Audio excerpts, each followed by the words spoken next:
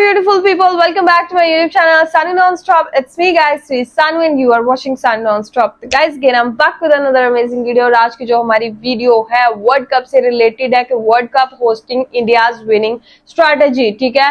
तो OD cricket भाई 2023 का वर्ल्ड कप जो है वो इंडिया के अंदर खेला जा रहा है और बहुत ही अच्छी इंडिया वालों की जो है वो इंडियन क्रिकेट टीम इतने अच्छे से भाई वो खेल रही है कि हर बंदे की जुबान पे सिर्फ एक ही बात है कि इस दफा का भी जो वर्ल्ड कप है वो इंडिया लेके जाएगा। लेकिन इस बात में है कितनी सच्चाई और कितना है झूठ, ये तो सब कुछ हम लोगों को वीडियो के अंदर जाकर ही पता चलेगा। वीडियो को कर लेते हैं स्टार्ट। लेकिन इससे पहले गाइस, अगर आप लोग ने मेरे चैनल पर अगर अभी तक आप लोगों ने मेरे चैनल को सब्सक्राइब नहीं कर रखा तो पहले फटाफट से जल्दी मेरे चैनल को कर दीजिएगा सब्सक्राइब, वीडियो कर दीजिएगा लाइक शेयर। आप लोगों की बहुत मेहरबानी होगी। तो चलिए guys let's begin the video start. दोस्तों सबसे पहले तो जरा इस न्यूज हेडलाइन को देखिए। स्वर कोकिला के नाम से फेमस लता मंगेशकर ने 1983 वर्ल्ड कप जीतकर आई टीम इंडिया के लिए 20 लाख रुपए जुटाए थे, क्योंकि उस टाइम बीसीसीआई की फाइनेंशियल कंडीशन बहुत खराब थी। 1983 की सैलरी सीट के अकॉर्डिंग टीम के हर प्लेयर को सिर्फ 1500 रुपए की मैच फी और 200 रुपए पर डे के हिसाब से अलाउंसेस दिए जाते थे।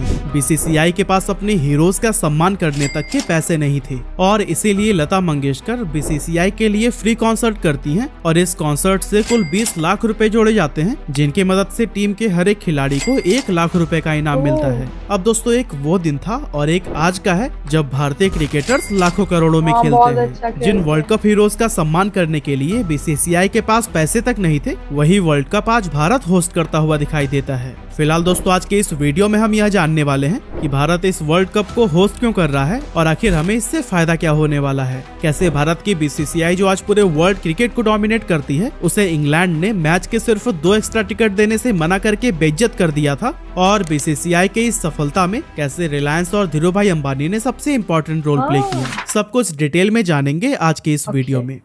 अब दोस्तों बिजनेस टुडे में पब्लिश इस आर्टिकल की माने तो 2023 के क्रिकेट वर्ल्ड कप से भारत की इकोनॉमी को $2.6 बिलियन यानी कि 22,000 करोड़ रुपए का बूस्ट मिलने वाला है। 15 अक्टूबर से 19 नवंबर 2023 के बीच चलने वाले इस टूर्नामेंट में 10 टीम्स पार्टिसिपेट कर रही हैं, जो कि भारत के 10 अलग अलग वेन्यूज पर 48 मैचेस खेलेंगी। और दोस्तों जिस देश में क्रिकेट को एक खेल नहीं बल्कि धर्म माना जाता है, वहाँ जब क्रिकेट का सबसे बड़ा टूर्नामेंट दस्तक देगा तो फिर ऑडियंस का जमावड़ा लगना तो स्वाभाविक सी बात है। फिर चाहे टीवी हो या फिर मोबाइल स्क्रीन, करोड़ों लोग हर बॉल को ही टकटकी लगाए देखते हैं। और दोस्तों जहां लोगों का अटेंशन, वहां ब्रांड्स तो ऑटोमेटिकली आ ही जाते हैं। वर्ल्ड कप के दौरान अगर कोई ब्रांड सिर्फ 1 सेकंड के भी ऐड लगाना चाहता है तो उसे 3 लाख रुपए तक खर्च करने होंगे, जो कि 2019 में हुए वर्ल्ड कप से 40% ज्यादा है। सिर्फ टीवी और स्पॉन्सर राइट से ही इस वर्ल्ड कप के दौरान करीब 12,000 करोड़ रुपए की कमाई हो जा रही है। बीसीसीआई अच्छे से जानती है कि वर्ल्ड कप के दौरान अपने फेवरेट सुपरस्टार्स को देखने के लिए मैदान पर भी ऑडियंस जमकर आने वाली है और इसी को ध्यान में रखते हुए ये अंदाजा लगाया गया है कि वर्ल्ड कप के दौरान करीब 2200 करोड़ रुपए तो सिर्फ टिकट सेल से ही आ जाएंगे। इसके अलावा जब दर्शक मैच देखने आएंगे तो फिर वो खाने पीने और मर्चेंडाइज खरीदने पर भी स्पेंड करेंगे ही, जो कि 400 से 700 करोड़ रुपए तक कमा कर दे सकते हैं। अब दोस्तों अगर आप घर बैठकर मैच देखने वाले हैं तो फिर मैच अकेले देखने में कहाँ ही मजा आता है। हम अक्सर अपनी फैमिली या फिर फ्रेंड्स के साथ क्रिकेट देखना पसंद करते हैं और इस दौरान अक्सर कुछ खाने पीने की चीजें तो जरूर लाई जाती हैं। और आजकल तो लोगों के पास स्विगी और जोमेटो के भी ऑप्शंस हैं, तो फिर ऐसे में ऑडियंस घर बैठे ही खाना ऑर्डर कर देते हैं। और दोस्तों इस दौरान हम जो भी खर्चा करते हैं वो कहीं ना कहीं भारत की इकोनॉमी को ही बूस्ट करता है।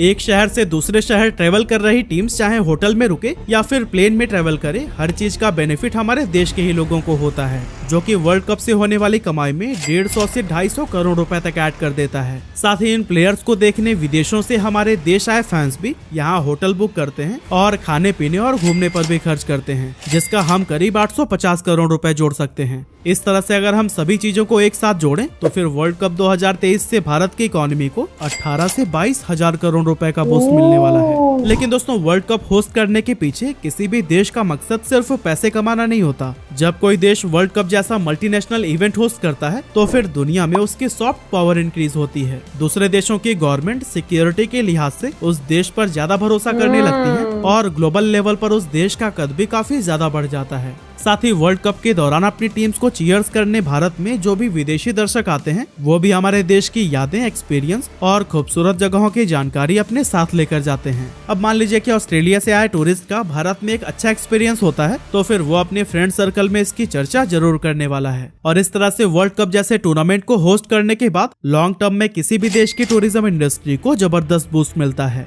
विदेशों से आए टूरिस्ट को बेटर कन्वीनियंस और कंफर्ट देने के लिए होस्ट नेशन अपने देश का इंफ्रास्ट्रक्चर भी बेहतर कर लेता है, जैसे कि नए रोड्स, रेलवे ट्रैक्स, होटल्स और हॉस्पिटल्स बनाए जाते हैं जो कि लॉन्ग टर्म में देश की आम जनता के लिए ही काम आते हैं। हालांकि दोस्तों एक वर्ल्ड कप जैसे बड़े टूर्नामेंट का होस्ट बनना इतना आसान भी नहीं होता। कहने का मतलब यह है कि कोई भी देश मुंह उठाकर वर्ल्ड कप होस्ट करने की दावेदारी पेश नहीं कर सकता। अब मान लीजिए कि हम 2027 के ओडीआई वर्ल्ड कप के लिए होस्ट खोज रहे हैं तो एक कॉम्पिटिटिव बिडिंग प्रोसेस की जाएगी जिसमें कि 2027 का वर्ल्ड कप होस्ट करने के लिए इंटरेस्टेड कंट्रीज बिड करेंगी। इसके बाद से एक सब कमेटी जिसमें दुनिया के मेजर क्रिकेट बोर्ड्स के फॉर्मर चीफ शामिल होते हैं वो बिड करने वाले कैंडिडेट्स के बीच में से मोस्ट एलिजिबल कैंडिडेट को चुनते हैं। और इस दौरान सबसे पहले तो ये देखना होता है कि क्या वो देश फाइनेंशियली इतना स्ट्रांग है कि वो वर्ल्ड कप जैसे इवेंट को ऑर्गेनाइज कर सके।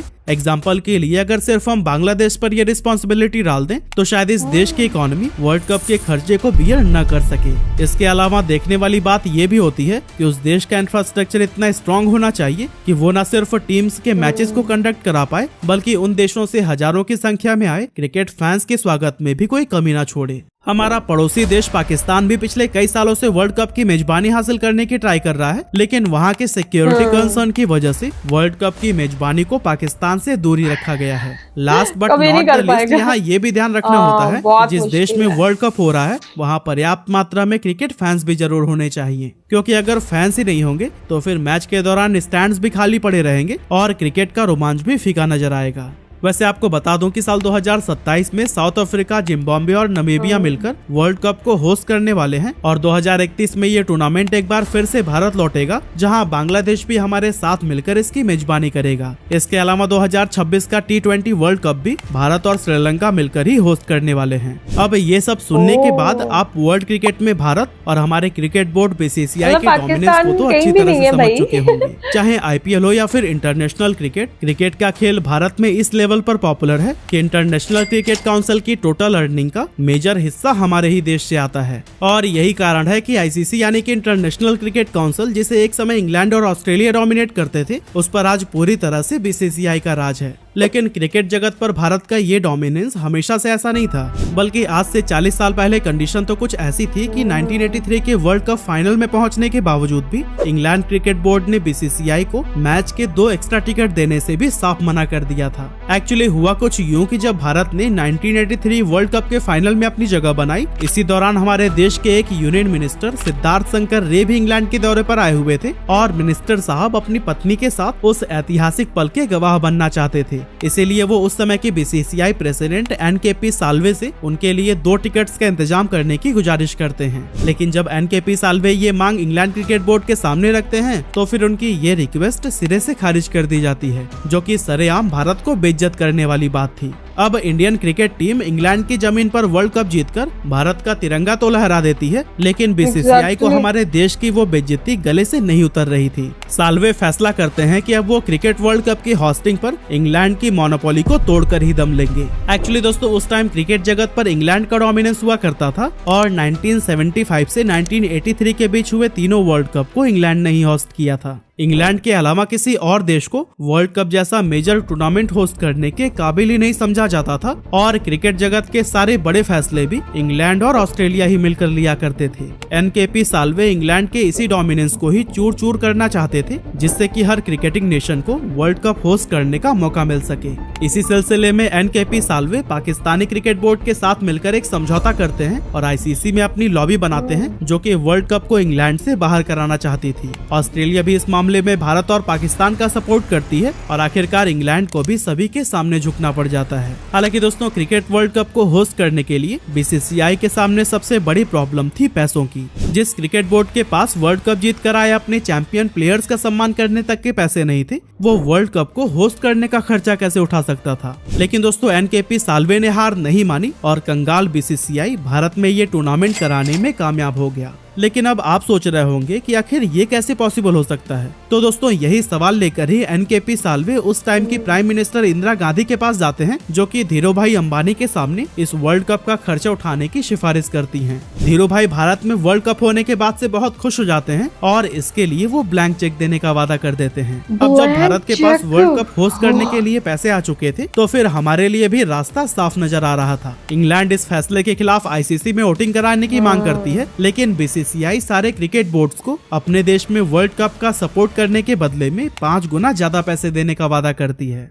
अब दोस्तों, आपको बता दूं कि जब दूसरे देश होस्ट कंट्री में वर्ल्ड कप खेलने आते हैं, तो फिर होस्ट कंट्री को ही वर्ल्ड कप में शामिल सभी क्रिकेट टीम्स को एक फिक्स्ड फी देनी होती है और इसके अलावा टीम्स के रहने, खाने और यात्रा करने का पूरा खर्चा भी होस्ट कंट्री को ही उठाना पड़ता है। 5 गुना ज्यादा पैसे के लालच में ज्यादातर देश भारत को सपोर्ट करते हैं और 1987 के वर्ल्ड कप के लिए भारत और पाकिस्तान को मेजबान के तौर पर चुन लिया जाता है। हालांकि दोस्तों, यहाँ बीसीसीआई की किस्मत एक और करवट खाती है और 31 अक्टूबर 1984 को प्राइम मिनिस्टर इंदिरा गांधी की गोली मारकर हत्या कर दी जाती है। इंदिरा गांधी के बाद उनके बेटे राजीव गांधी देश के अगले प्राइम मिनिस्टर बनते हैं और वो वीपी सिंह को अपना फाइनेंस मिनिस्टर चुनते हैं। अब होता कुछ यूं है कि वीपी सिंह अपनी कुर्सी संभालते ही धीरूभाई अंबानी पर कुछ रेड डलवा देते हैं, जो कि धीरूभाई अंबानी को बिल्कुल भी पसंद नहीं आता और वो वर्ल्ड कप की मेजबानी से अपने हाथ पीछे खींच लेते हैं। वीपी सिंह की ये गलती बीसीसीआई पर बहुत भारी पड़ती है और हम एक फाइनेंशियल संकट में फंस जाते हैं। बीसीसीआई को क्रिकेट वर्ल्ड कप होस्ट करने के लिए कम से कम 20 करोड़ रुपए की जरूरत थी।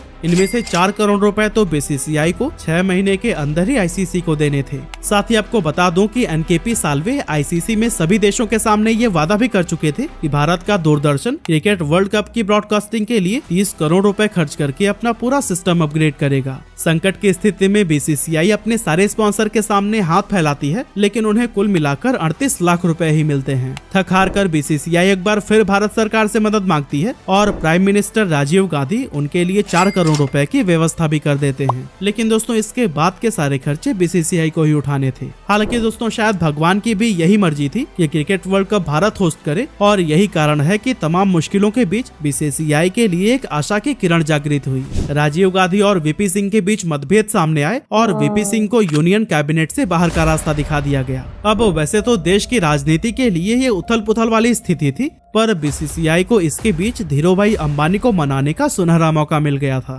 धीरूभाई अंबानी भी मान जाते हैं और बीसीसीआई के सामने पैसों की सारी दिक्कतें ही समाप्त हो जाती हैं। धीरूभाई अंबानी इस वर्ल्ड कप का नाम रिलायंस कप रखते हैं, जिससे कि उनकी कंपनी की पब्लिसिटी पूरी दुनिया में हो सके। अब दोस्तों, भारत ये वर्ल्ड कप तो नहीं जीत पाया, लेकिन 1983 के बाद बीसीसीआई ने वर्ल्ड क्रिकेट पर डोमिनेट करने के लिए जो कदम बढ़ाए थे, वो आज अंगद के पैर की तरह स्थापित हो चुके हैं। एक समय कंगाल बीसीसीआई जिन स्पॉन्सर के सामने पैसों के लिए हाथ फैलाने को मजबूर थी, वही स्पॉन्सर आज बीसीसीआई ऑफिस के सामने लाइन में खड़े नजर आते हैं और आज क्रिकेट वर्ल्ड कप के दौरान 30 सेकंड का एड स्लॉट पाने के लिए भी मुंह मांगी कीमत देने को तैयार रहते हैं। बहुत ही अच्छी, बहुत इंफॉर्मेटिव वीडियो थी ये वाली। और इसके अंदर हम लोगों ने देखा कि किस तरह जो है वो इंडिया ने जो है वो अपना जिसे कहते हैं ना कि डेवलपमेंट करना और अपनी हार ना मारना और हार्ड वर्किंग करते रहना, तो वैसे जो है वो इंडियन क्रिकेट टीम ने और उनके सारी कंट्री ने मिलकर किस तरह जो है वहाँ के रिच लोगों ने भी जो है वो उनका साथ दिया और लता मंगेशकर ने भी जो है वो बहुत अच्छा उनका साथ दिया और अपने पैसे जो है वो अपनी सिंगिंग के पैसे जो है वो क्रिकेट टीम को देती थी। किस तरह इंग्लैंड ने जो है वो 2 टिकट्स देने से मना किया, लेकिन आज जो है वो जहां इंडिया को जो है वो इतना मतलब अच्छा नहीं समझा जाता था, इंडियन क्रिकेट टीम को अच्छा नहीं समझा जाता था, वहीं पर आज जो है वो इंडियन क्रिकेट टीम जो है वो नंबर 1 बेस्ट टीम बन चुकी है। इंडिया जो है वो बहुत अच्छे से जो है वो हर चीज को मैनेज कर पा रहा है, तो इसलिए जो है वहां पर वर्ल्ड कप खेला जा रहा है और वहां पर जो है वो 2031 के अंदर भी वहां पर दोबारा वर्ल्ड कप खेला जाएगा और ओलंपिक्स के अंदर भी जो है वो क्रिकेट को शामिल कर लिया गया है। विराट विराट कोहली की वजह से। तो ओवरऑल देखा जाए तो इंडिया ने जो है वो बहुत ज्यादा हार्ड वर्क किया है, यहाँ मतलब एक बहुत छोटे लेवल से जो है वो बहुत बड़े लेवल तक पहुंच जा चुके हैं वो लोग। बहुत अच्छी वीडियो थी, बहुत अमेजिंग वीडियो थी गाइस। आप लोगों का इसके बारे में क्या कहना, let me know in the comment section. Like, subscribe, share करना आप लोगों ने बिल्कुल नहीं भूलना। तो चलिए गाइस, मिलते हैं आपको नेक्स्ट वीडियो के अंदर। Bye bye.